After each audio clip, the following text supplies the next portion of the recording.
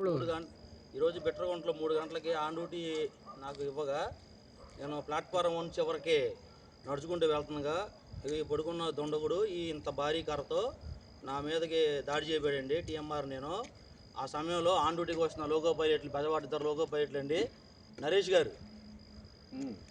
గారు ఏఎల్పి గారు వచ్చి నాకు అడ్డం పడి ఈరోజు నన్ను గాయాలు కాకుండా కాపాడారండి. వాళ్ళు ఉండగా కూడా మరోసారి దాడి తెగబడితే మేము కర్రలాక్కొని ఇలాగ ఆర్పిఎఫ్కి చెప్పామండి.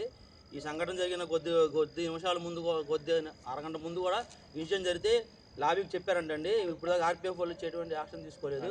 ఎట్లయితే డ్యూటీలు చేయడం నైట్ టైం ప్రొడక్షన్లో చాలా కష్టం అండి. మేము మగవాళ్ళంగా మగ జెంట్స్కే 3 వస్తే ఆగలేదండి. అదే లేడీస్ వస్తే కనుక అర్ధాక్షంగా చచ్చిపోయేవాళ్ళు అండి. లేడీ గార్డ్ కనుక, లేడీ ఎల్పీ కనుక ఎవరైనా వచ్చుంటే నిర్దాక్షంగా వాళ్ళ ప్రాణం పోయేదండి. నిర్దాక్షంగా వాళ్ళ ప్రాణం పోయేది.